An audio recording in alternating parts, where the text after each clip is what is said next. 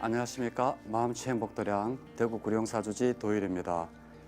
오늘은 업장 소멸을 주제로 다룬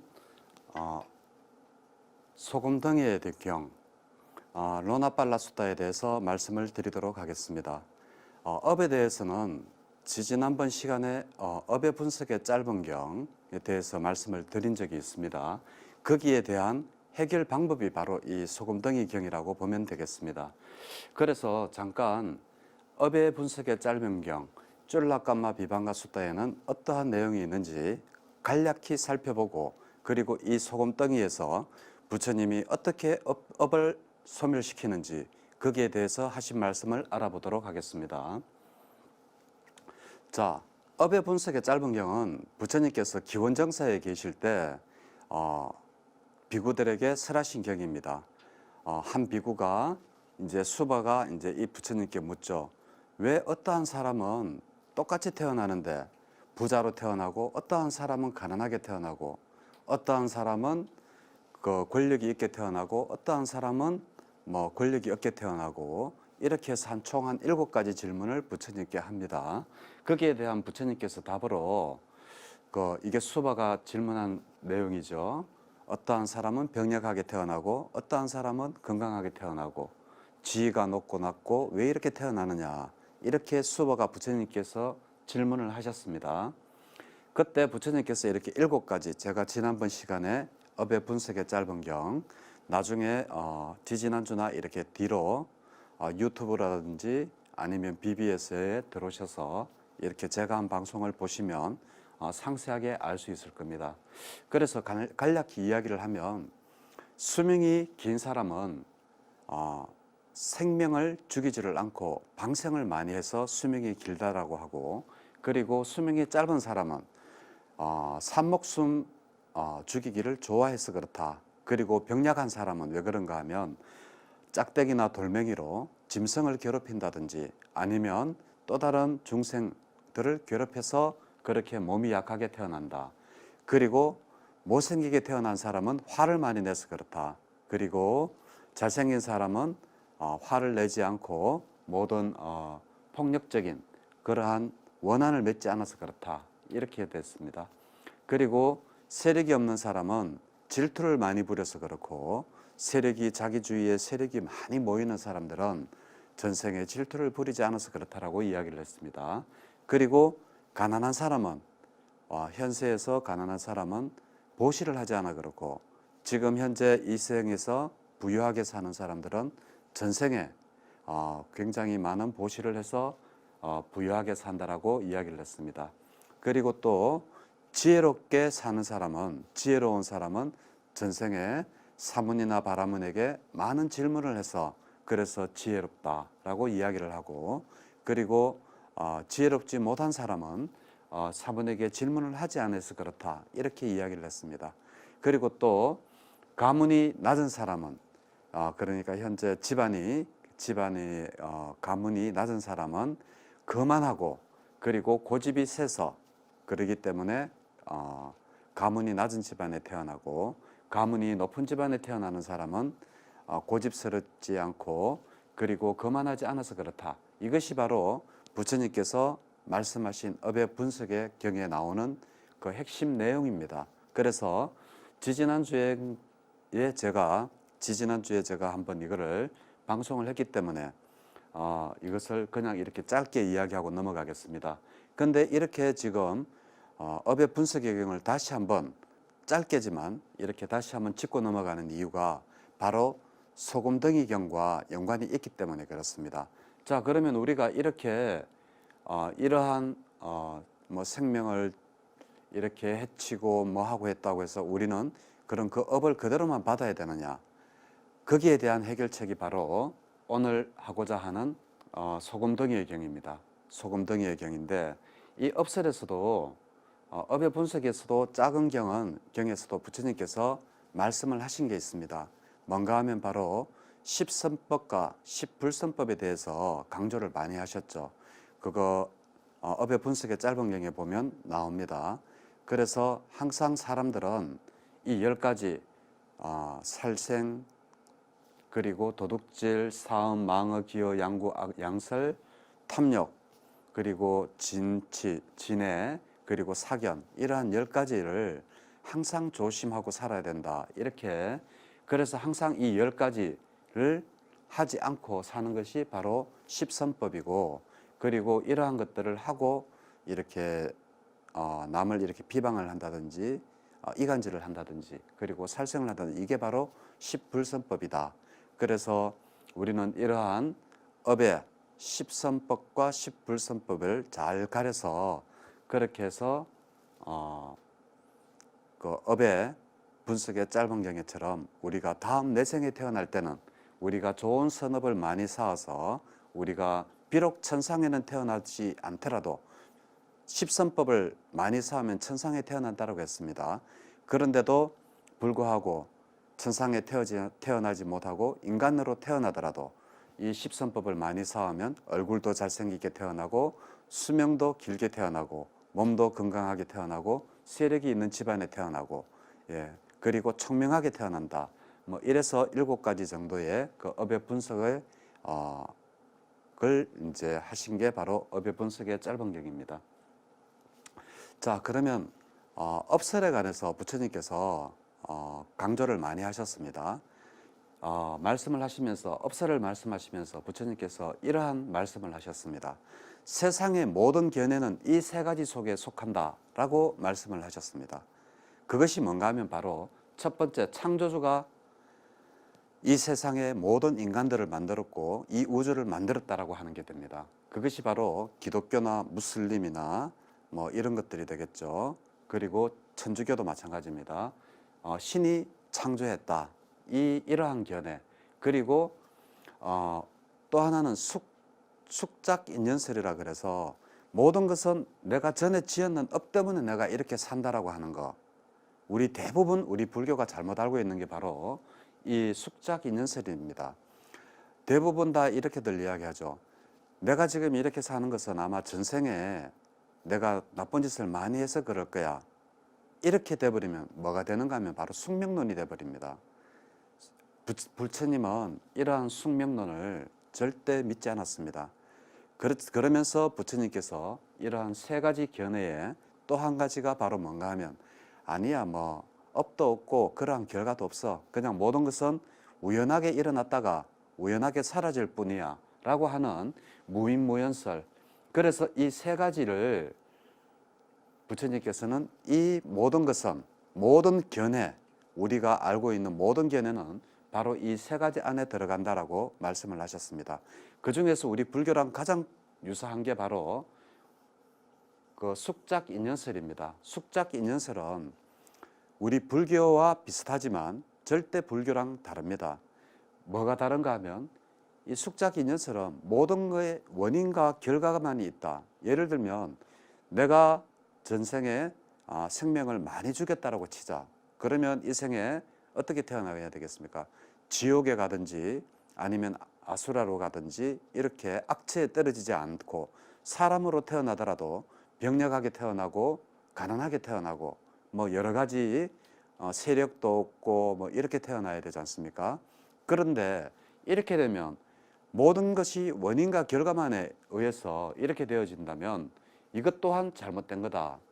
그러면서 부처님께서는 모든 견해, 세상의 모든 견해는 바로 이 3가지 속에 속한다라고 하시면서 부처님이 바로 제시하신 게 뭔가 하면 업인과보설입니다. 업인과보설은 바로 뭔가 하면 비록 우리가 전생에 많은 어떠한 잘못을 불선업을 짓고 했더라도, 아니면 이 생에서 내가 많은 불선업을 행하고 잘못했다라고 하더라도 우리가 비록 참회하고 또 더 많은 선업을 지금부터라도 쌓으면 우리의 결과가 바뀌어질 수 있다는 게 바로 업인과보설입니다. 이게 똑같이 인과 연으로 해서 원인과 결과로 해서 이렇게 일어나니까 숙작인연설이랑 굉장히 비슷해서 대부분 신도님들이 다들 그렇게 이야기하죠. 네가 지금 그렇게 사는 건 아마 전생에 네가 나쁜 짓을 많이 해서 그런가 봐. 아니면 넌 전생에 굉장히 좋은 일을 많이 해서 그런가 봐. 이렇게 이야기를 하십니다. 이렇게 이야기하면 부처님께서 그렇게 육사외도랑 치열하게 논쟁으로서 다퉈서 이겼던 그러한 숙작인연설을 이야기하고 있는 것밖에 되지 않습니다. 부처님은 비록 내가 전생에 이러한 원인을 지었더라도, 내가 지금 비록 결과를 받고 있더라도 지금이라도 참회하고 뉘우치고 그리고 다시는 이러한 것들을 하지 않겠다라는 이러한 마음으로 하면서 더 많은 선업을 지으면 네가 다음 생에 태어나더라도 천상에 태어날 수 있고 그리고 또 인간으로 태어나도 건강하게 태어날 수 있다는 게 바로 업인과보설입니다. 그래서 숙작인연설과 업인과보설은 우리 불자님들이 헷갈리지 마시고 좀 제대로 사용해 주셨으면 좋겠습니다. 저는 그러한 말들을 보살님들한테 많이 듣습니다. 전생에 뭐 잘못해서 그렇다 이렇게만 이야기하면 바로 부처님께서 그렇게 치열하게 다툰 그 육사외도랑 똑같은 견해를 가지니까 잘못된 견해를 가지는 겁니다. 그래서 오늘 제가 이제 말씀드리고자 하는 게 바로 이 소금덩이의 경입니다. 소금덩이의 경은 미얀마 양곤에서 6차 결집을 했습니다. 지금 1차 결집 7옆굴에서부터 6차 결집까지 지금 이루어졌습니다. 6차 결집이 그 양곤에서 이루어졌는데 그때 이 소금덩이의 경이 6차 결집에서 소금통의 경으로 이름이 바뀌어졌습니다. 그렇지만 아직도 많은 책들에서는 그냥 소금덩이의 경으로 이렇게 이름이 전성되고 있습니다. 그래서 6차 결집 때 이름이 이렇게 경전 이름을 이렇게 몇 개를 바꿨습니다. 바꿨는데 그 중에 하나가 바로 이 소금덩이의 경이 소금통의 경으로 이름이 바뀌어집니다. 자, 그래서 이 소금덩이의 경의 핵심은 뭔가 하면 우리가 어떻게 하면 내가 잘못한 것을 이것을 업장을 녹일 수가 있는가, 거기에 대한 방법에 대해서 부처님께서 말씀을 하신 것입니다. 자, 부처님께서 한 비구에게 이러한 말씀을 하십니다. 저기 저 오른쪽에 보이는 저 소금덩이 사진 보이시죠? 저러한 소금덩이를 부처님께서 비구에게 작은 이러한 물컵에다가 저 소금을 녹이면 네가 과연 저 물을 마실 수가 있겠느냐라고 합니다. 그러니까 그 비구가 아닙니다. 부처님, 그걸 어떻게 마십니까? 짜서 못 마십니다. 이렇게 이야기를 합니다. 자, 그러면 저러한 소금덩이를 이러한 넓은 강물에 이것을 빠뜨린다면 이 소금덩이는 이 강물을 마실 수가 있겠느냐라고 하니까 그거는 소금 양이 원체 적기 때문에 이렇게 마실 수가 있지 않겠습니까? 라고 이제 이야기를 합니다. 자, 여기에서 부처님께서 왜 소금덩이를 가지고 비유를 했겠습니까? 저 소금덩이가 표현하는 게 뭐겠습니까? 우리가 살아오면서 아까 제가 말씀드린 이 십불선법, 이게 해당되겠죠. 십선법이 아니라 살생을 많이 하고 도둑질을 많이 하고 하여튼 나쁜 거는 전부 다 했는 게 바로 이 소금덩이라고 보시면 됩니다. 바로 이 소금덩이를 이 작은 물에다가 집어넣으면 그것을 짜서 먹을 수가 없지만 이 넓은 강물에다 넣으면 이 물을 먹을 수가 있다. 즉 다시 말해서 이게 무슨 말인가 하면 바로 비록 우리가 살면서 우리가 신구의 삼업을 우리가 몸을 가지고 있는 이상, 우리가 아라한이 되지 않는 이상 우리는 모든 행동이나 말이나 몸짓이나 제가 지금 하고 있는 이 말도 사실은 업을 짓고 있는 겁니다. 그래서 이러한 업을 짓는데 제가 지금 이렇게 법문을 하는 것은 좋은 업이겠죠. 선업이지만 이러한 선업을 많이 지어야지 저러한 십불선법 소금덩이를 이렇게 넣었을 때 네가 지은 선업이 작으면 어디에 태어난다고요? 바로 지옥이나 악처나 파멸처밖에 태어날 수가 없다라는 겁니다. 그렇지만 비록 사람이 살면서 나쁜 일을 하지 않을 수가 없으니까 저렇게 소금덩이가 있더라도 네가 더 많은 선업을 이런 강물과 같은 이러한 선업을 쌓으면 여기에다가 소금을 빠뜨려도 그 물을 마실 수가 있다라고 비유를 하시면서 하신 게 바로 이 소금덩이의 핵심이 되겠습니다. 자, 그리고 나서 부처님께서는 이 소금덩이만 말씀하시지를 않으셨습니다. 이제 업장소멸 방법이라 그래서 경전에 나오는 것을 그대로 읽으면 비구들이여 여기 어떤 사람은 몸을 닦고 개를 닦고 마음을 닦아서 통찰지를 닦아서 덕이 모자라지 않고 위대한 존재가 되고 번뇌가 다하여 한량없이 머무는 자가 된다. 말이 너무 어렵죠, 그죠? 그래서 제가 밑에 바로 이렇게 간략하게 적었습니다. 이 말이 뭔가 하면 바로 우리가 항상 지계를 지키고 그리고 덕을 쌓아서 십선법 안에 다 속하죠. 그리고 보시를 많이 하고 그리고 수행을 열심히 하라라는 이야기로 이 말이 간략하게 이야기하면 바로 보시, 지계, 수행 그리고 십선법을 많이 행해서 우리가 살면서 비록 나도 모르게 많은 어떤 그러한 잘못을 저지르더라도 소금덩이와 같이 이렇게 많은 잘못을 저지르더라도 내가 계를 잘 지키고 보시를 많이 하고 그리고 수행을 열심히 하고 십선법을 많이 쌓아서 바로 이러한 강물과 같이 선업을 많이 쌓는다면 내가 비록 저러한 소금덩이와 같이 잘못이 있더라도 이것을 빠뜨리면 아무런 영향을 받지 않는다라는 게 바로 이 소금덩이경의 가장 핵심입니다. 근데 죄는 저만큼 지어놨는데 선업도 한 컵의 물량만큼밖에 짓지를 못했다면 그것은 짜서 못 먹는다가 아니라 바로 우리가 태어나야 될 곳이 바로 내생에 태어나야 될 곳이 바로 악처, 파멸처, 지옥 이런 데밖에 없다라고 이야기를 하고 있습니다. 그런데 이렇게 선업을 많이 쌓으면 비록 우리가 저러한 잘못을 소금덩이와 같이 잘못을 했더라도 이렇게 선업을 많이 쌓으면 우리는 천상에 태어나더라도 만약에 천상에 태어나지 못하더라도 인간으로 태어나더라도 업의 분석의 경에서 이야기한 것처럼 건강하고 수명이 길고 그리고 세력이 있고 그리고 얼굴도 잘생기게 태어나고 머리도 총명하게 태어난다. 뭐 이러한 이야기가 바로 소금덩이의 경, 6차 결집에서는 소금통의 경으로 이름이 바뀌었습니다만 아직도 많은 경전에서는 6차 결집에서 사용한 소금통의 경을 쓰지 않고 소금덩이의 경을 사용하고 있습니다. 자, 그러면서 또 이제 부처님께서 비유를 떠도십니다. 자, 어떠한 사람이 한 명이 있는데 이 사람이 동전 한 개를 훔친 사람이 하고 그리고 가난한 사람과 부자인 사람을 두 개를 분류를 해서 말씀을 하십니다. 그게 뭔가 하면 경전에 있는 그대로를 이야기하면 어떠한 가난한 사람이 동전 한 개를 훔쳤다라고 치자. 그렇지만 가난한 사람은 감옥으로 가고 부유한 사람은 감옥에 가지 않는다. 그것이 사실은 원문에 경전에 나오는 이야기인데 제가 잘못 오해하면 그게 우리 요즘 왜 많이들 그러지 않습니까? 재판 이렇게 할 때 유전무죄, 무전유죄라는 이야기를 많이 하죠. 그러면 부처님께서 돈이 없으니까 감옥에 가라. 예? 돈 많은 사람은 동전 한 개를 훔쳐도 괜찮다. 그러한 말씀은 절대 아니시겠죠. 부처님께서 그렇게 말씀하실 분은 절대 아니시죠. 그죠? 여기에서도 마찬가지입니다.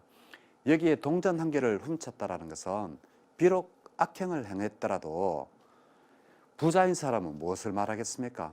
바로 조금 전에 말씀드린 지계와 보시와 수행과 십선법을 많이 행한 부자를 이야기합니다.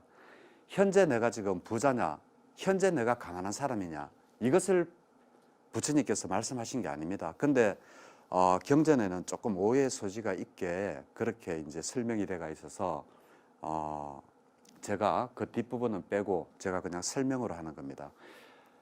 부처님께서 절대 부자와 가난한 사람을 차별하지 않으셨습니다. 만약에 그랬다면 부처님께서 어떻게 그 사성제 계급 카스트를 타파를 할 수가 있었겠습니까? 부처님조차도 크샤트리아 두 번째 계급이기 때문에 바라문에게 많은 멸시와 그러한 것들을 당한 것이 곳곳에 경전 곳곳에 나오고 있는데 부처님께서 가난한 사람과 부자인 사람을 현세에서 구분을 한다. 그 사람을 한다. 이것은 있을 수 없는 일입니다. 여기서 말하는 가난한 사람과 부자인 사람은 바로 전생에 내가 얼마만큼의 선업을 짓고 얼마만큼의 보시를 하고 얼마만큼의 지계를 잘 지키고 얼마만큼의 수행을 했는, 그러니까 부자인 사람은 전에 부처님 전생 이야기에 나오죠. 수메다. 수메다라는 이 부처님 전생의 사람입니다. 수메다가 바로 자기 아버지로부터 받은 모든 재산들을 다 나누어 줄 때 바로 그 친척들이 와서, 그리고 이렇게 아는 사람들이 와서, 아니 어떡하려고 네가 아버지로부터 물려받은 재산을 전부 다 이렇게 나누어 주느냐라고 했을 때 이 수메다가 했는 이야기가 있습니다. 다들 기억하실 겁니다. 제 방송을 보셨으면. 우리 할아버지도 우리 아버지에게 이 많은 재산을 물려주고 갔지만 결국 돌아가실 때는 동전 한 입 가져가지 못하지 않았느냐. 그래서 저는 제가 지금 이렇게 많은 재물을 나눠주고 있는 것은 내가 죽어서도 가져갈 수 있는 그러한 재산을 모으기 위해서라고 수메다가 바로 이야기를 했죠. 수메다가 바로 나중에 석가모니 부처님이 되십니다. 그래서 이 수메다가 이야기했던 이러한 것처럼 여기에서 가난한 사람과 부자인 사람은 현재 지금 돈이 있고 없느냐, 이것을 부처님께서 말씀하시는 게 아니라 바로 전생에 어느 만큼 선행을 하고 어느 만큼 많은 이렇게 선업을 지어서 네가 가진 재산이 많은 부자냐 가난한 사람이냐, 바로 이 말입니다. 근데 경전을 잘못 읽으면 유승무제, 돈 많은 사람은 죄를 지어도 괜찮고 돈 없는 사람은 이렇게 왼쪽에 있는 것처럼 감옥에 가야 되나, 이제 오해의 소지가 있어서 제가 이렇게 설명으로 그냥 드립니다. 그렇지만 부처님께서 소금이 나쁜 거, 악처, 십불선법을 행한 것이라고 소금덩이로 비유를 했다면, 두 번째는 동전 한 개로 비유를 하시고 계십니다. 자, 그리고 또 세 번째로 여기서도 또 이제 그러시고 나서 또 이제 업장의 소멸 방법을 또 똑같이 말씀을 하십니다. 뭔가 하면 바로 계를 지키고, 그리고 보시를 많이 하고, 그리고 수행을 하고, 그리고 십선법을 많이 쌓아서 네가 죽어서도 가져갈 수 있는 재산을 많이 모아라. 그게 바로 부자다라는 겁니다. 그래서 현재 지금 비록 내가 지금 가난하게 살고 전생에 내가 모아놓은 게 없고 하더라도, 그래서 내가 이러한 과보를 받고 있더라도 부처님은 숙명론자가 아니라고 그랬지 않습니까? 숙작인연설을 절대 부정하지 않았습니다. 절대 믿지를 않았습니다. 모든 게 원인과 결과만이 있다면 이것은 바로 숙명론이 되는 겁니다. 그런데 이 숙명론을 부처님은 이 세상의 모든 견해는 이 세 가지에 속한다라고 하면서 이 숙명론을 부정을 하셨습니다. 그렇다면 전생에 내가 많은 잘못을 지었으니까 현생에 내가 가난하게 살고 몸이 약하게 태어나고 이래야 되는 게 바로 숙명론적이라면, 우리 불교는 여기에 중간에 뭐가 있다고요? 바로 참회와, 그리고 지금부터라도 많은 선업을 쌓으면 이러한 과보를 바꿀 수 있다는 게, 그래서 불교를 바로 자유의지를 가진 종교라고 하지 않습니까? 그래서 우리 불교는 절대 숙명론적이 아니라 바로 이러한 참회와 선업을 지금부터라도 많이 쌓음으로써 우리가 얼마든지 현재 살아있는 꼭 내 생만이 아니라 지금 이 생에서도 우리가 그러한 결과를 바꿀 수 있다는 게 바로 우리 불교의 입장입니다. 절대 숙명론과 그렇게 헷갈리시면 안 됩니다. 그리고 보살님들, 이 방송을 시청하시는 분들, 이렇게 정말 무언가를 상의하고 싶어서 이렇게 누군가가 조언이 필요해서 이렇게 찾아왔을 때 제발 그 업소리 좀 안 하셨으면 좋겠습니다. 모든 게 다 네 업이 그래서 그렇지, 이러한 업의 의미를 자세히 알면 과연 그러한 업이라는 이야기를 함부로 할 수가 없습니다. 모든 것은 업 때문이 아니라 지금 현재 우리가 하고 있는 선업을 덜 쌓고 참여를 하지 않고 비록 전생에 내가 나쁜 짓을 했더라도 이 생에서 내가 선업을 덜 쌓았구나. 야, 우리 좀 더 좋은 일을 하자. 꼭 돈이 없으면 우리 돈 없이도 할 수 있는 거 많지 않느냐. 뭐 자리를 양보를 하고 남에게 따뜻한 미소를 보내고 그리고 뭐 여러 가지 무죄칠시라 그래서 이러한 것들도 있으니까 우리 좋은 일 좀 많이 좀 하고 그러다 보면 네 형편이 좀 나아지고 지금 어려움에서 좀 벗어나지 않겠느냐 이렇게 말씀을 하셔야지.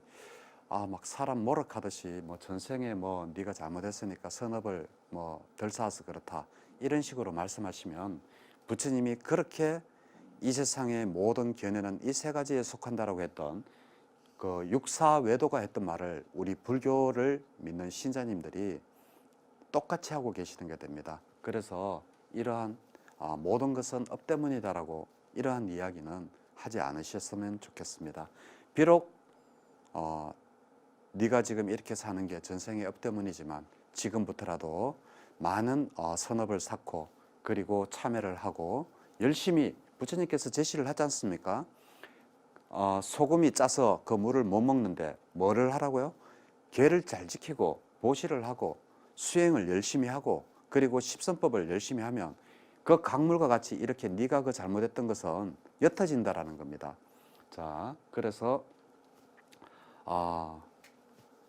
불교는 절대 숙명론과 다르다. 잘못 오해하면 우리 업설을 숙명론적으로 오해할 수 있다.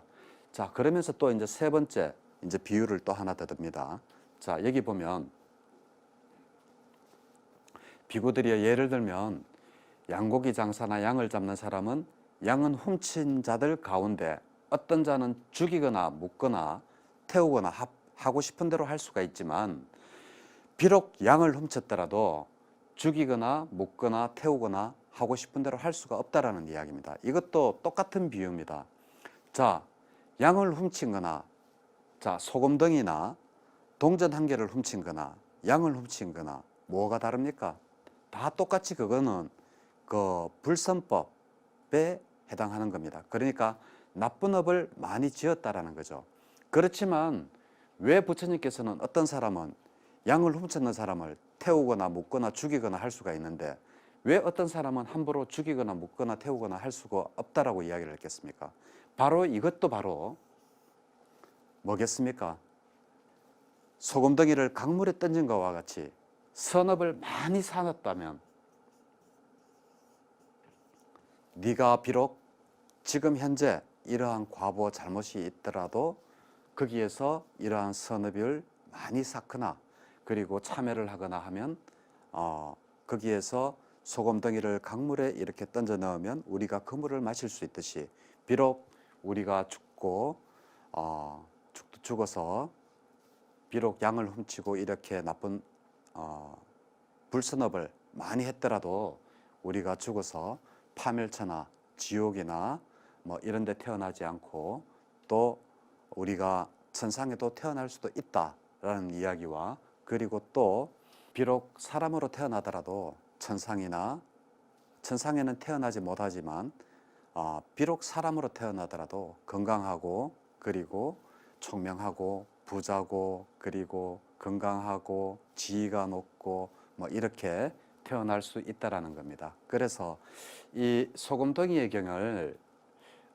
보면 무엇을 끊임없이 강조하느냐? 바로 지계보시 수행 십선법입니다. 그래서 전에 네가 전생에 그러한 잘못을 했기 때문에 네가 지금 현생에 이러한 과보를 받고 있지만 지금부터라도 네가 많은 선업을 쌓고 그리고 선업뿐만이 아닙니다. 거기에 지계를 잘 지키고 보시도 많이 행하고 그리고 수행을 열심히 한다면 그것을 그 결과를 바꿀 수 있다. 업장을 녹일 수가 있다라는 게 바로 소금덩이의 경의 핵심이 되겠습니다. 자, 그리고 이러한 내용 비슷한 게 또 한 군데가 또 나옵니다. 어디에 나오는가 하면 바로 밀란다 왕문경이라는 데도 나옵니다. 밀란다 왕문경에 보면 제가 여기 사진을 한 장 해놨죠. 배가 저게 이제 바위 덩어리입니다. 바위 덩어리를 이렇게 싣고 있습니다. 자, 그러면 배는 저렇게 작은데 바위 덩어리가 저렇게 크면 저 배는 깔아앉겠습니까? 아니면 바다 위에 떠가지고 있겠습니까? 그 무게를 못 이겨서 배가 깔아앉겠죠. 그것과 마찬가지로 이 바위 덩이를 바로 소금과 똑같이 비유를 한 거라고 생각하시면 됩니다.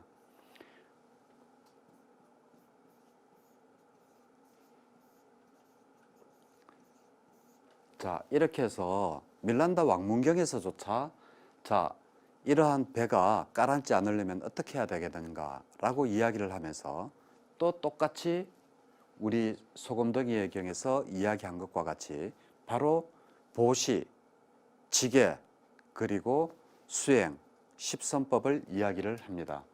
자, 그래서 이 바위덩이가 아무리 크더라도 배는 더 크면 되죠. 배는 이렇게 더 크면 이 바위덩이가 산만하다라고 그래도 산만한 바위덩이라면 이 배는 산보다 더 크면 되는 겁니다. 그래서 소금덩이의 비유경과 같이 우리가 비록 잘못을 했더라도 배가 작으면 깔아앉겠지만 비록 작은 물컵이 작은 물 안에 작은 서너밖에 못 쌓았는데 소금을 이렇게 여으면 짜서 못 마시겠지만 이 말이랑 똑같습니다. 밀란다 왕문경에도 보면 이러한 소금덩이의 경과 똑같은 유사한 내용이 나와서 제가 이렇게 소개를 합니다. 아무리 큰 바위라도 이마한 바위라도 배가 또 더 크면 예를 들면 뭐 항공모함 같이 더 크다면 아무리 산만한 바위라도 거기에 그 배는 깔아앉지 않겠죠. 그렇다면 이 배라는 것이 바로 무엇이겠습니까? 이것이 바로 부처님께서 말씀하신 바로 십선법, 지계, 보시, 수행 이러한 것이 되고 이 산만한 바위 덩어리가 바로 뭐가 되느냐 하면 바로 십불선법, 우리가 잘못 살아온 나쁜 짓 이러한 것들이 되겠습니다. 그래서 소금덩이의 경을 소개를 하면서 바로 이 밀란다 왕문경 같이 이렇게 소개를 했습니다. 그리고 이 대부분 사람들이 이 업을 이야기를 하면서 업에 대해서 여러 가지 이제 잘못 알고 계시는 게 있습니다. 업장 소멸이 된다라고 하지만 업은 절대 생겨난 업은 절대 사라지지가 않습니다. 아라한이 되더라도 더 이상 아라한은 업을 더 이상 만들지 않는 자입니다. 업을 생성하지 않는 자가 바로 아라한이지. 그리고 업은 한번 일어난 업은 절대 사라지지 않는 게 바로 업에 대한 올바른 지식입니다. 그럼 아라한들은 그럼 왜 생겨난 업은 어떻게 되느냐? 바로 해탈로 가기 때문에 다시 이 생에 몸을 받지 않기 때문에 업을 받을 수가 없죠. 그래서 전생에 아무리 많은 업이 있더라도 이 업이 저절로 소멸이 되어져서 다시 우리가 이 세상의 윤회의 사슬에서 벗어나기 때문에 벗어나와 버렸기 때문에 업이 있더라도 그 업의 영향을 받지를 않는다. 그래서 아라한은 바로 업을 바로 생성하지 않는 자 이러한 뜻입니다. 그리고 또 하나는 업이라는 것은 언제 그러면 그 결과로 나타나느냐? 그것은 아무도 모릅니다. 왜 아무도 모르느냐? 바로 연기법에 의해서 그렇습니다. 부처님께서 업이 있으면 이 업이 바로 원인입니다. 그죠? 원인이 있고 그러면 결과가 있습니다. 이것이 바로 보가 되겠죠. 그래서 우리가 업보라는 말을 쓰죠. 그죠? 또는 과보라는 이야기도 씁니다. 그래서 여기 이 중간에 뭐가 필요한가 하면 바로 조건이 필요합니다. 이 결과가 나타나려면.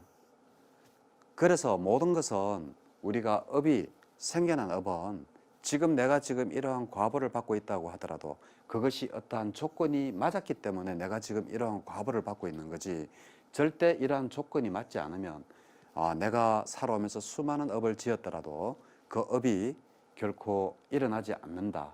이것이 바로 미얀마나 이렇게 큰 스님들이 법문을 많이 할 때 하시는 말씀입니다. 바로 망고나무의 그겁니다. 망고나무를 소개를 하면서 이렇게 이야기합니다. 저기 오른쪽에 망고나무가 있죠. 거기에는 망고나무만 있을 뿐 망고는 매달려 있지 않습니다. 그렇지만 무엇이 맞을 때? 바로 이러한 조건이 맞을 때. 그러면 망고나무를 우리가 업과 원인이라고 본다면 바로 어떠한 조건이 맞을 때 일어나느냐? 그것은 바로 적당한 비와 습도 그리고 온도 뭐 이러한 것들이 맞아야지 이 열매가 맺듯이 우리가 지금 지어놓은 수많은 업들이 무엇에 맞았을 때, 조건이 맞았을 때 바로 이 결과로 나타난다는 게 바로 업에 대한 바른 그 이해입니다. 그래서 이 소금덩이경을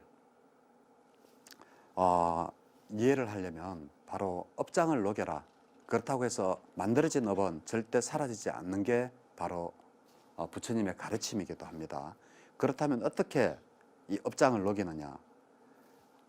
제가 세 가지 비유를 그 소금덩이 경의에서 했듯이 세 가지 비유를 들었습니다. 첫째, 선업을 많이 쌓으면 되는 겁니다. 비록 나의 잘못이 밀란다 왕문경에서도 이야기했듯이 바위가 이마하면 배가 작으면 이건 까랑게 되어 있습니다.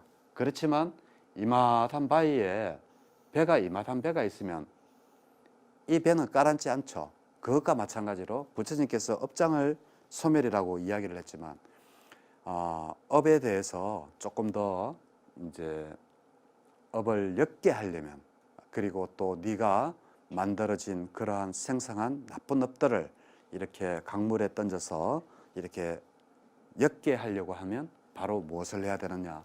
바로 보시, 지계, 그리고 십선법, 수행. 여기에서 수행은 윗바사나 수행을 이야기합니다. 윗바사나는 굉장히 특이합니다. 왜냐하면 이 사띠를 수행법으로 쓰는 것은 바로 우리 불교밖에 없기 때문에 그렇습니다. 자, 그래서 소금덩이의 경 업장 소멸을 하는 방법이라고 했지만 6차 결집 때는 소금통의 경으로 이름이 바뀌어졌고, 그리고 내용은 간단합니다.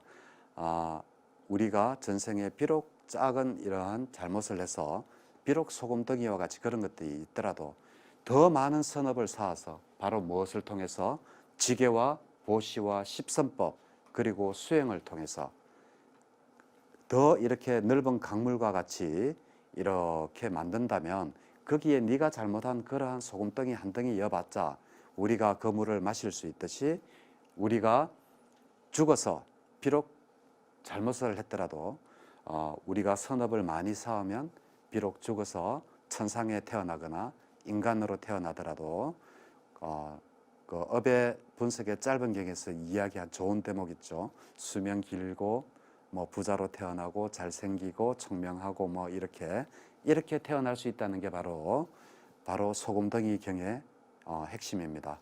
자, 그래서 조금 업에 대해서 조금 이제 이해가 가실는지 모르겠습니다만은 하여튼 소금덩이 경을 통해서 우리가 해야 되는 것은 한 가지는 분명합니다. 바로 선업을 많이 닦아라. 십선법, 보시지계, 그리고 수행을 열심히 하라는 것을 소금덩이 경을 통해서 알 수 있었습니다. 자, 오늘은 소금덩이의 경을 이것으로 마치도록 하겠습니다. 네, 감사합니다.